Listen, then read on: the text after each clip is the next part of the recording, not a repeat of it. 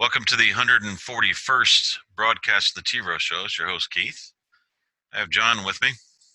And Good morning, folks.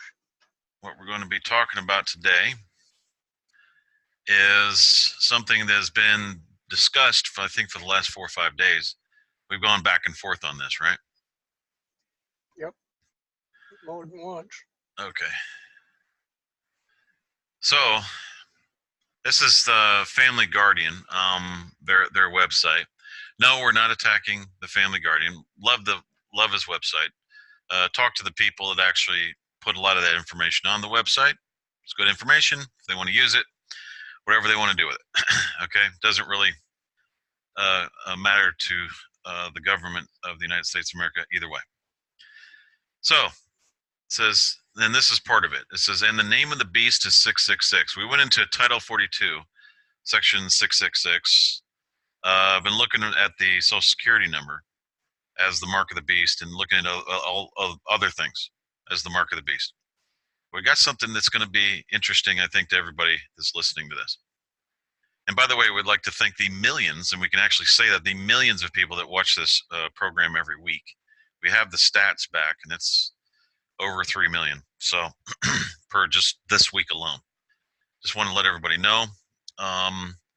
It says, and the name of the beast is 666. For those of you have said 30 to 40 years ago that the Social Security number would be the mark of the beast, I have some good news and some bad news. The good news is that you can say you were right. The bad news is that almost everyone in this nation founded on Christian principles has a mark.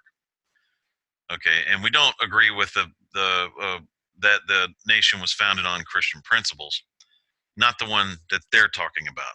But we're not going to get into that. Not going to argue about it. All right. Americans cannot get a job, get a driver's license, have a bank account, get a loan, vote, or even file a tax return without the mark of the beast. Okay, Big Brother, the devil, knows what you make, what you have, and where to find you. Next will come fingerprinting and electronic banking. That's already happening, by the way. You will not even be able to purchase food or medicine for yourself or your family without the mark of the beast. Your children your children will be, most are now, raised and schooled by the beast. Now, with hate crimes, thought police, the federal monitors in the schools to report little children who pray to the federal court. I challenge you to name a single area of your physical life not controlled by the government. The technology exists to put your life information on a chip, similar to a magnetic strip on a credit card. Yeah, that already does. The chip is already there. And to implant the chip under the skin. This is already talk in Washington of using implants in the U.S. military for identification purposes. Will the rest of America be next? Okay, first of all, the chip is not the Social Security number. That's one thing that you got to understand. Life information on a chip. It does not really have anything to do with the Social Security number or the Social Security Administration. We can separate that. And it says here, it actually said it right in here. It says information magnetic strip and implant the chip under the skin. This is already talk in Washington of using the U.S. military for identification purposes. So what you're dealing with, folks, is not really a Social Security number or being a mark of the beast. That's not really the mark right here. Okay, and that mark part has not come up yet. Okay, when you you give up your choice to the beast and start worshiping him and loving him and all that stuff, that's where you're screwed, as far as I understand it. However, and I would not highly recommend you do not put a chip in your hand or go with the Elon Musk deal and put a computer chip in your brain. Not a good idea. That would be the beast. The mark of the beast. Okay, that's in your right hand and the forehead. That's not happening here. I'm just saying. All right. Now, the reason why all these things are happening right here, which is they cannot get a job, get a driver's license, have a bank account, get a loan, vote, or even file a tax return without the mark of the beast. Big brother, the devil knows you, what you make, what you have, where to find you. Okay. The reason why all this is because you essentially agreed to it. Not consciously and not overt or covertly, but you essentially agreed to it. You agreed to all this control. Okay? I'm not saying that you openly did. What I'm saying is you agreed to it. Does that make any sense to anyone? Think about it. How did I agree to that? Okay, I'm going to give you an example. If someone takes your credit card and uh, basically goes to the store, puts an ID, their picture on an ID of yours, practices your signature, and goes around and starts buying all these things. You know, it could be anything in there. The nice clothes, the whole deal. Go to the mall, go crazy with the credit card, right? Have all that stuff.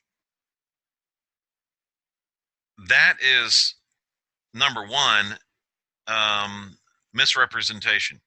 You're misrepresenting the intangible property rights of the owner, of the owner of the credit card. How do they own the credit card? They have intangible property rights to it. I'll give you an example about that. First of all, when you go out, you walk out of Walmart. We've talked about this before, but I'm gonna make this point again because this is pertinent.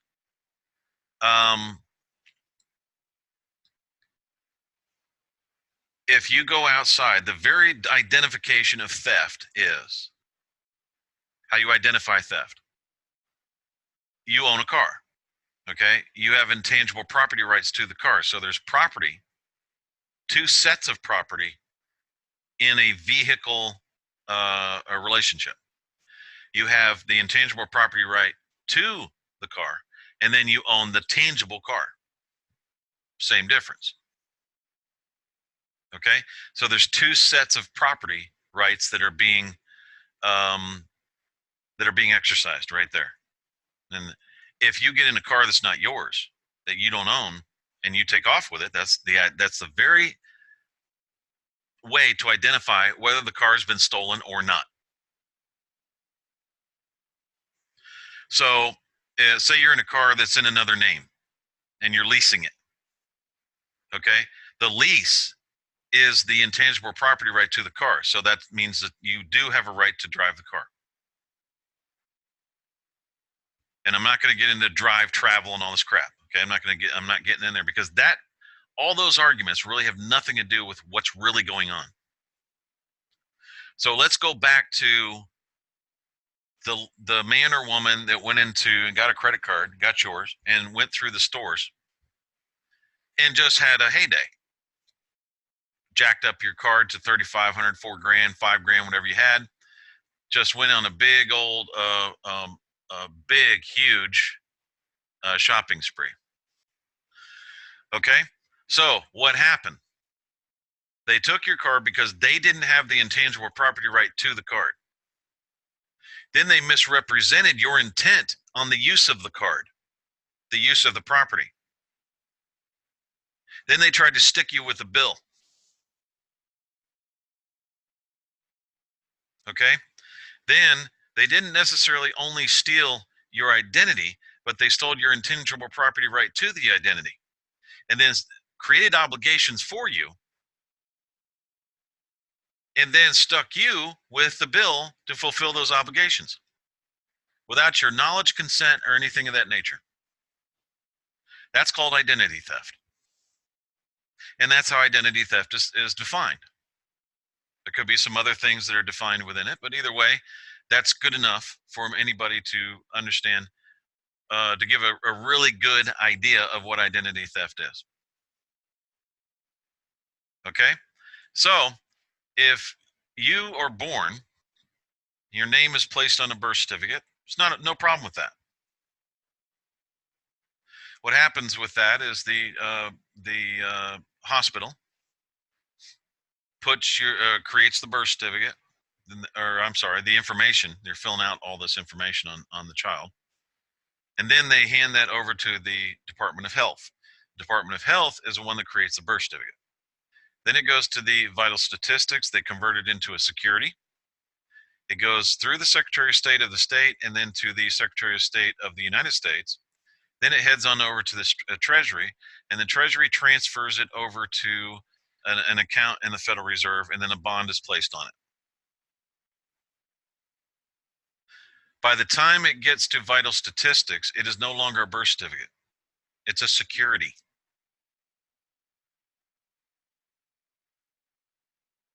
That is placed into an account in the Federal Reserve. Now, you did not authorize, nor did anyone else authorize. No one authorized in the Federal Reserve to be created in the first place. No one did that. It would be illegal anyways. Now, how do we know that no one did it? Because it was never written in any constitution anywhere on the planet. That never existed anywhere. In other words, the Federal Reserve does not legally exist anywhere. So how it got the power to control your money, no one has any idea. However, that's once again, somebody is misrepresenting your intent. You didn't authorize it. Nobody else had a vote. Nobody voted for it. I don't even think the U.S. Congress was convened at the time that it happened. Just kind of happened through executive order, some crap. They threw it through there, and that was it. Okay? Nobody even authorized this bullshit. Then, less than 20 years later, they go or actually, it was 20 years later. It was 2000 or 1913, then in 1933. 1933, all hell breaks loose. They have a banking holiday then, and then Roosevelt goes crazy and he starts doing making declarations for everybody, claiming power of attorney for everybody. He's doing all this other kind of crap, and none of it made any sense. So then comes along a bar treaty, 1948. After all this other treacherous crap is going on, then comes a bar treaty of 1948. And then they claim to represent the United Nations and all United Nations agencies within the bar treaty. And then start doing business.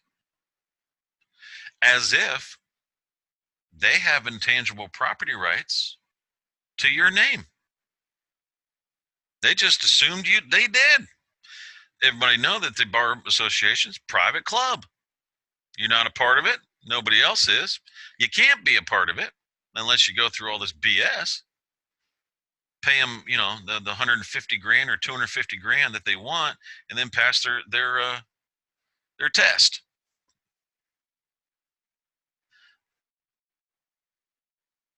But then they come out of that whole deal and just act like they own your identity. Well, we're going to charge you. Who the hell are you, and who is we? And who put your private membership association in charge of the state? And who the hell voted for you guys to even exist? You're a club. You're Sam's Club. You have a right to charge anybody. You can't even get on the public highway in your official capacity because the public roads and the public property wasn't even transferred or given to your association in any way, shape, or form. If you're on the highway acting like you're a lawyer, you're trespassing on public property. if you're trying to act like a lawyer on the highway. It's the same thing with cops and all this other crap. Okay. You're just a United Nations bum. And this kind of identity theft, folks, because there were two, they first of all said that you agreed. Then they act like they have intangible property rights to your name. And they act like they have intangible property rights to your Social Security retirement plan, which is all it is. It's simply, that's all it is. It was a retirement plan. That's how it started out, and it's never changed since. What happened was is that after the Bar Treaty, the lawyers started coming in and redefining crap, which they didn't have any right to the Social Security Administration. They didn't have any right to any kind of laws there. They didn't have the right to make the laws for it. They didn't have like the right to change anything with it. They just did. And they said, oh, we have the authority because of this treaty. Well, I say one thing, and this can be done. The Bar Treaty is nothing more than fraud on its face. It's the most fraudulent document I have ever seen in my entire life. Because the American Bar Association, folks, is a private membership association. It can't sign treaties. No one voted for the American Bar Association to represent shit. Nothing. No one voted for it at all.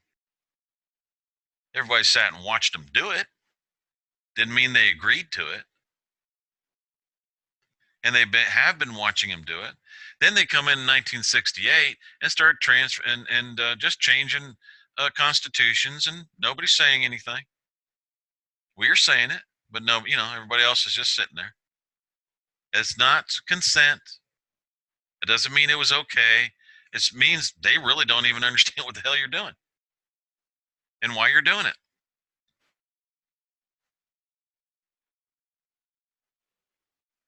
So, as far as I understand it, if somebody's wanting to put the mark of the beast on you, they have to tell you it's the mark of the beast in order for it to be legitimate. They can't lie to you and say, oh, just take this. Just do this. You'll literally have 666 on your forehead. You'll literally have 666 on your hand.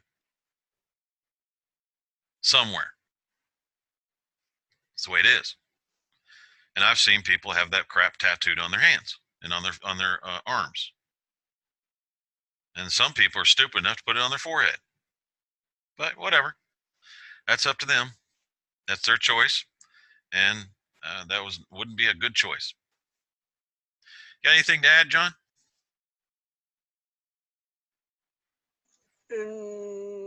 Not at this time, Keith. You're doing fine, just like you're going. You sure you don't want to put anything in there? Other than the fact that on the Title 42-666 says that you have to demand a Social Security number. Yeah, that the employees have to demand a Social Security number. Yes, they do. And when did anybody out there ever demand to get one? Exactly. These guys are just acting like, that we have to take care of you. You don't take care of shit, folks. And when did the government is not supposed to take care of you. Yes, correct. And when did they actually start forcing Social Security number on everybody? You didn't demand it; they forced it on you. Just like when I was 10 years old, they told me, and when they brought it to school, that if I didn't sign the papers, that I wouldn't pass that grade that year. I guess that's when I demanded to get it, wasn't it? Well, apparently, since they have full access to your identity, I guess basically they're claiming power of attorney, which kind of goes into an attorney, right? But an attorney really can't represent you until you have an actual document in front of you. It's signed. That's right. Notarized that said that he can represent or she can represent you. Yep. So when they do this and who said that they could speak for the public trust? Unless the public trust that's sitting there is United Nations public trust and not an actual public trust of a country or a nation. They just created another one and just put it the same name and said, here, this is what it is. See, that's what a thief does, not an actual public officer. So if anybody thinks that lawyers are public officers, you're just being lied to. Association is simply an association. That's a private membership association. And private membership associations cannot make any rules, laws, regulations, statutes, or anything of people for people outside of its association. That's called stealing identity. That's called trafficking in persons. So, folks, what we're saying is this: you got to shut your courts down. You got to shut them down. We've talked about this before. We're going to talk about it again. You got a fraudulent system. The whole system is fraud, and you have to remove the turd in the punch bowl. And there's no polishing that turd. It's still a turd. Yes, and your fraud goes back even further than that. Since when did the League of Nations, whoever the hell they were, get the authority to turn the United States over to the United Nations? That's exactly what they did. Without a vote, without consent, or without even without the knowledge of the people that it happened. That's why we said you can't say anybody was trying to overthrow the United States, because it was already turned over before most of the people here were born. Most of the people. Some people are still alive, but when it happened, they're still alive now, but most people before they were born.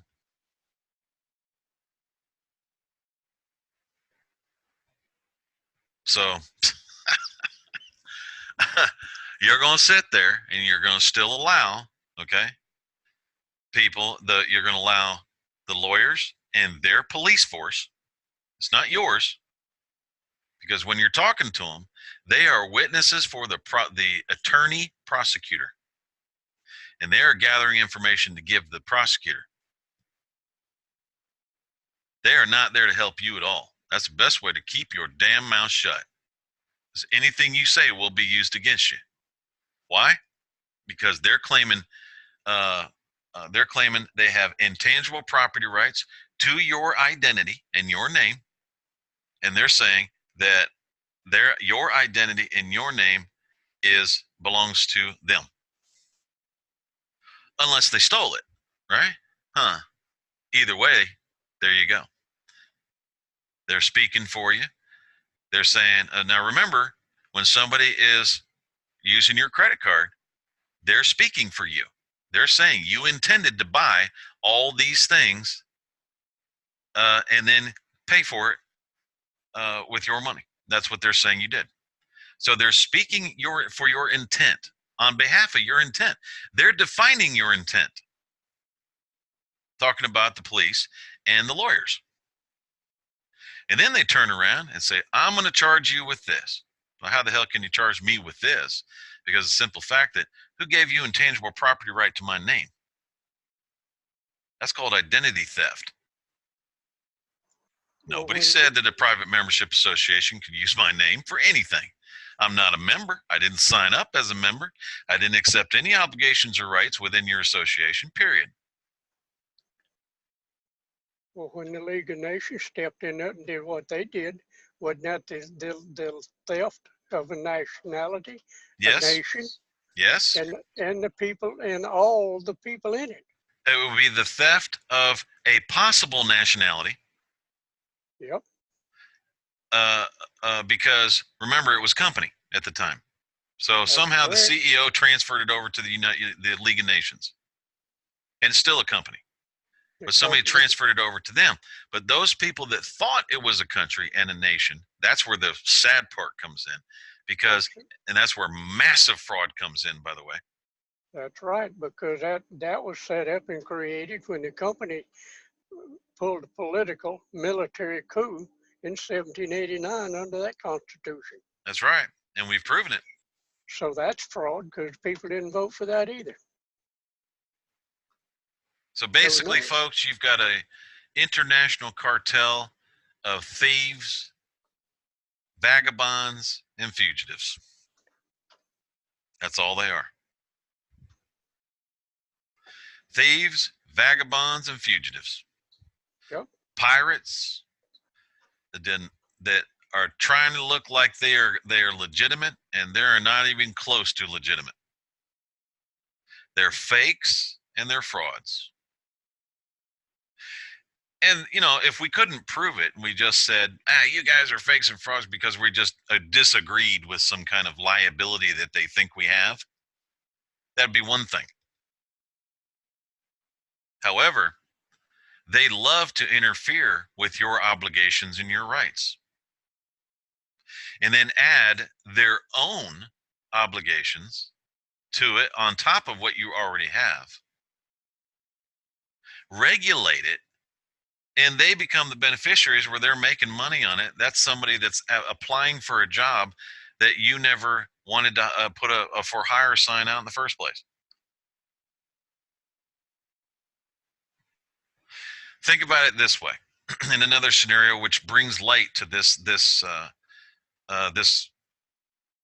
sham that we're all looking at. It'd be like somebody walking in. You didn't put any sign out. Somebody walking into a sandwich shop puts on an apron, starts making sandwiches, and then starts adding regulations on top of your how you make sandwiches, the type of sandwiches you make, and everything else, and that you're going to pay them for that. They're the beneficiaries because they came in and started doing that. That's all it is. You never got an application from. You don't even know who the hell these people are. But how many people sit there and spill their guts to somebody that has a uniform on? That's called worship. You'll sit there and talk. You don't even know who that jackwit is from Shitch or Shinola. You have no idea who they are, who raised them. For all you know, that's a Satan worshiper. Which, by the way, a friend of mine did identify one, and he did admit that he was a Satan worshiper. You have no idea who those people are, and you're spilling your guts to them. It's even illegal for them to look up your background. It's illegal for them to look up your criminal history. They're not even supposed to have your criminal history. No one is. they're not supposed to have a file on you of any kind, That's right. whether it's personal, whether it's political, whether it's religious or criminal or otherwise. They're not supposed to have those data banks. Those data banks are illegal, folks. Very much so. No one asked them to protect us. When did y'all sit down and say, in any kind of popular vote, and say, okay, well, we're going to use the Social Security number for identification purposes? Where's that vote come from? Nobody said you could do that. That was a retirement account for old age retirement. Nobody said that you had to use it for identity. But some bitches did it. That's called identity theft. Nobody even asked them. Nobody asked that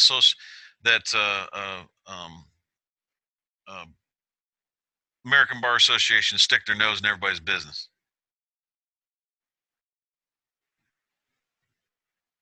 It's all being done by force.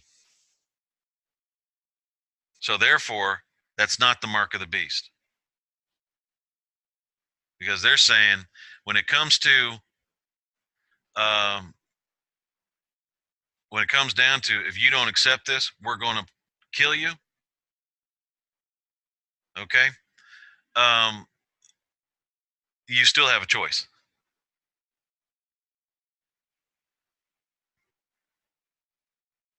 And I would say I object to both killing me and your mark.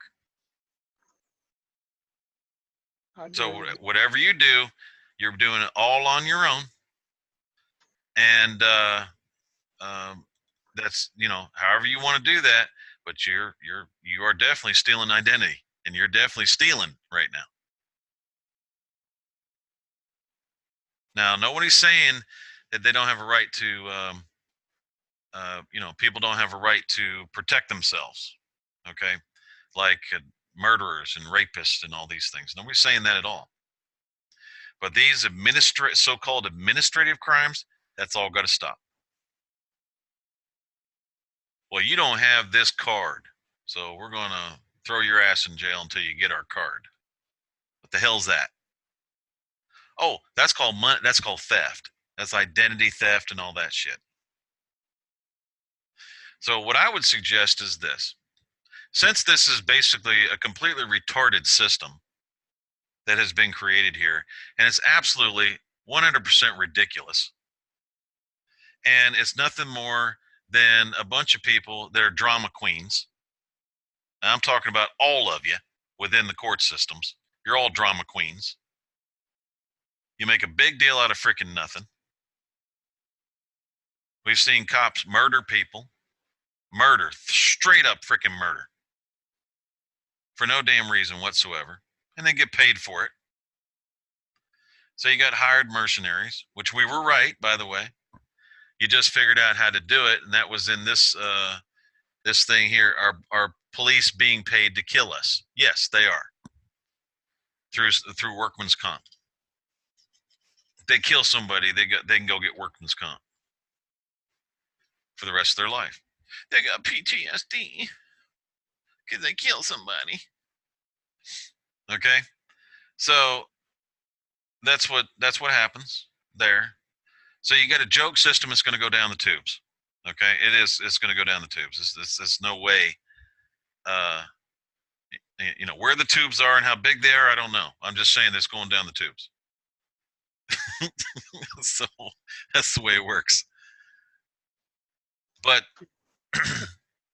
there is a different way to do this, and we do have a different way to do it where you have your identity back and all that kind of stuff, and we are working on trying to keep these thieves at bay, because man, they are it's unbelievable what they do.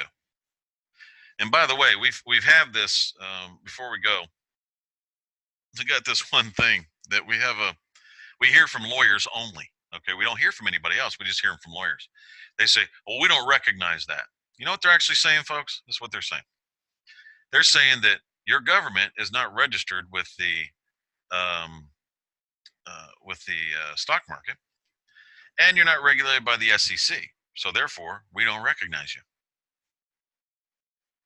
So because you didn't turn your government into a corporation and then turn your people over to us so we could tax them and open up a credit account from our so-called creditors, which they're not really creditors. They just, once again, claim something. Everybody was stupid enough to believe it. Okay? And basically, what you have is, in the country, it's just a buttload of ignorance. People don't check on things. They don't look things up. They don't do anything. They just take it for face value. So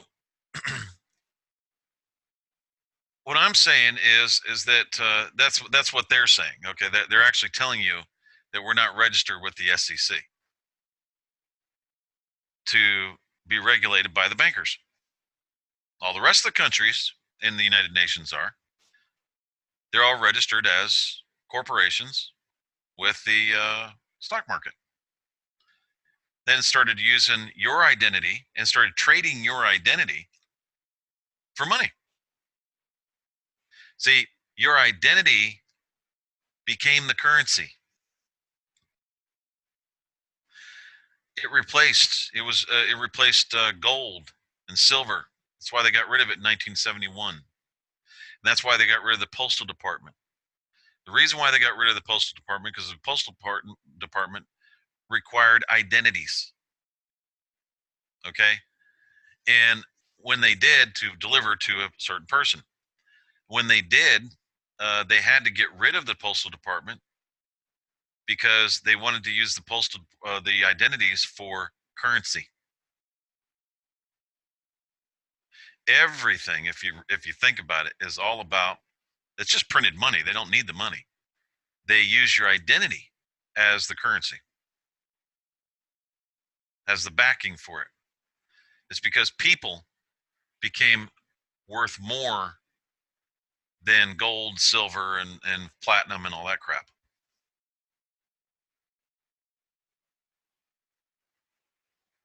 So if you own the identity of somebody, you can place obligations on them all day long. And there's nothing anybody can do about it. Because you have both power of attorney and you own their identity. So therefore you're able to speak for them and then place those obligations upon your identity and hold you liable for anything they want.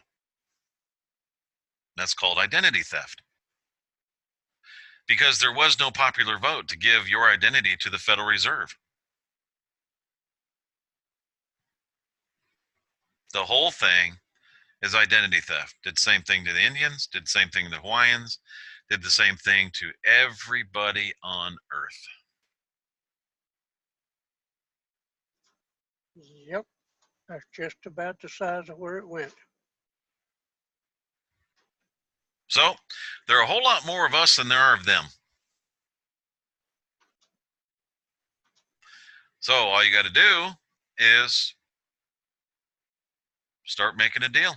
In other words, start suing them. Start standing up. Hey, I want my identity back. You stole my identity. Get my shit off your records. Get my identity off your records. Well, don't you want to be safe? Who's going to save me from you? The thief that stole my freaking identity. Do you want to be safe? Yes, I will actually be safe when I have my own identity and it's not in your freaking hands anymore. That will make me feel safe.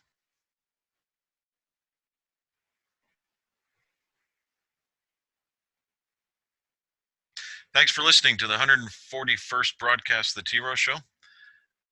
We hope you like it. We would like to thank everybody that listens or takes their time out per day, an hour out of their day to listen to us, and we do appreciate it.